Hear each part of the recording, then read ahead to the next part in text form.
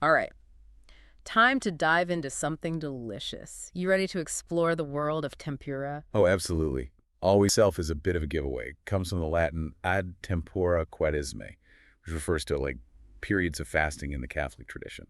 So tempura was originally a fasting food. Now that's a surprise. It is pretty interesting. Yeah. But when you think about it, it makes sense. Frying stuff in oil, you can Yeah. create a really flavorful dish, even if you don't have a ton of ingredients.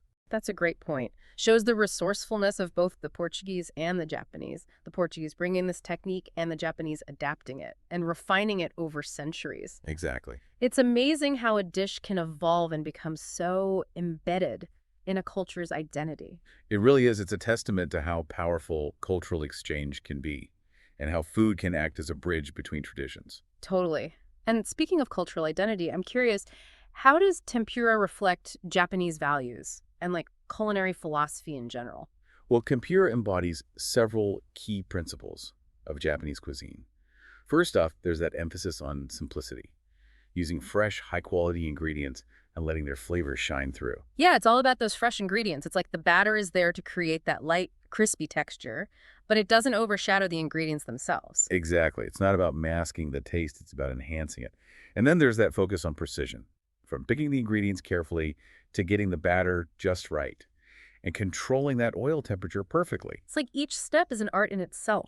Absolutely. That attention to detail, that's what sets tempura apart. It's not just frying something in batter. It's about creating this harmonious balance of flavors and textures. And that brings us to another key element of Japanese cuisine, that connection to umami. Ah, yes, umami, that elusive fifth taste.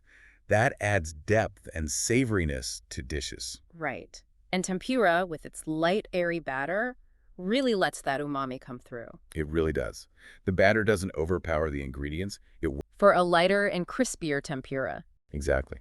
And another tip, don't overmix the batter. A few lumps are actually good. They create little pockets of air, making it even crispier. Interesting. So a little bit of imperfection is actually a good thing. Sometimes you'll even see recipes with sparkling water or beer in the batter. Sparkling water or beer, now that's interesting. Yeah, the carbonation makes even more air pockets in the batter, so it gets super crispy. And the beer can add a slight yeasty flavor. I'm definitely going to have to try that. It's all about finding what works for you and experimenting. Speaking of experimenting, let's talk about the ingredients themselves. I know shrimp and vegetables are classic choices, but what about some less common tempura options? Oh, there are so many possibilities. You can pretty much tempura anything, from seafood like squid and scallops to veggies like lotus root, shiso leaves, even green beans. Lotus root, I'd never seen that tempura'd before. You might be surprised, but it actually works really well. It has a delicate flavor and a slight crunch that goes perfectly with the batter. Okay, I'm adding that to my list. What about shiso leaves? Aren't those a bit delicate for frying? They are delicate, but they fry up beautifully. They add a unique herbaceous flavor and a pop of color. I can imagine that aroma. Now, with all this talk about batter and ingredients, I think we're ready to move on to the main event, the frying itself. What are the key things to remember? Well, first things first, you got to pick the right oil. Okay, let's talk oil. What kind of oil are we looking for? You want something with a neutral flavor and a high smoke point. High smoke point. That's super important for any frying, right? Exactly. You don't want the oil to start smoking and breaking down. That'll mess with the flavor of your tempura. Got it. So what are some good options? Canola, vegetable, peanut, avocado, and grapeseed oils are all great. But steer clear of olive oil. It's got too strong of a flavor. And its smoke point is a bit too low for deep frying. Noted. Okay, so we've got our oil. Oil is at the right temperature, you can start frying. But whatever you do, don't overcrowd the pan. Oh, yeah, that's a rookie mistake I've made for sure. Yeah, overcrowding drops the oil temperature, which leads to soggy tempura. You want to give each piece plenty of space to cook evenly. So patience is key. Exactly. And once your tempura is golden brown and crispy, take it out and let it drain on a wire rack or some paper towels.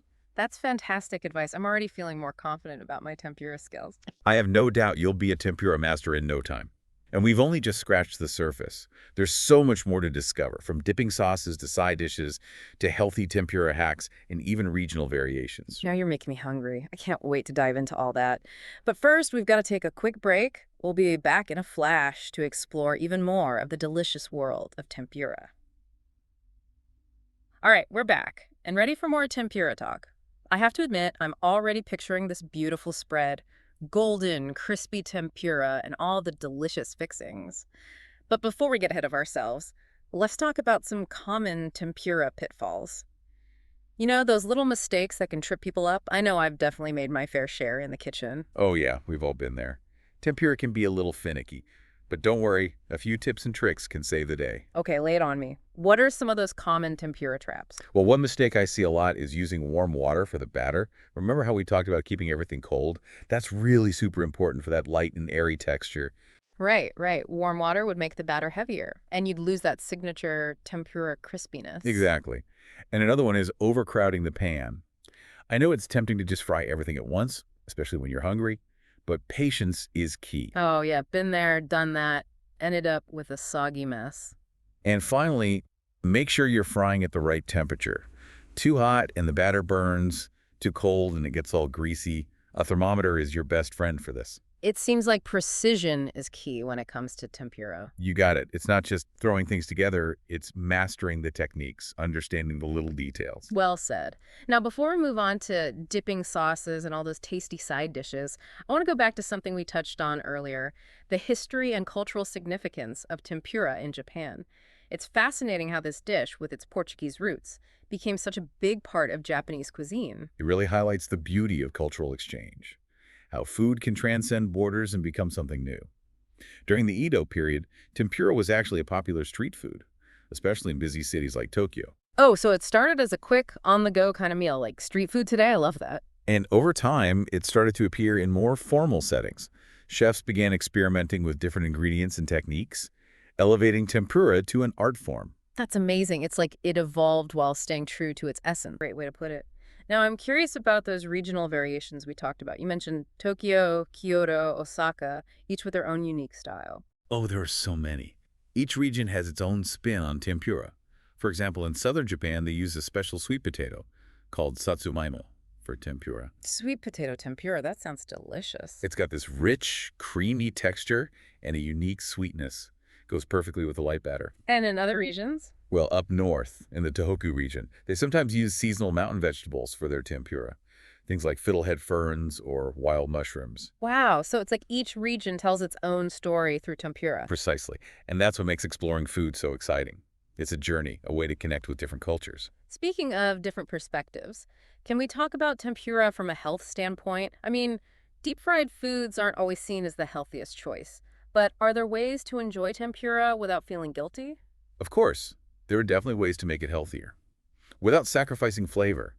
It starts with choosing good ingredients, fresh and high quality, organic veggies, sustainably sourced seafood whenever possible. That makes sense. So what about the batter itself? Are there any healthier alternatives to traditional white flour? Absolutely. You can experiment with whole wheat flour for more fiber, or rice flour for a gluten-free option.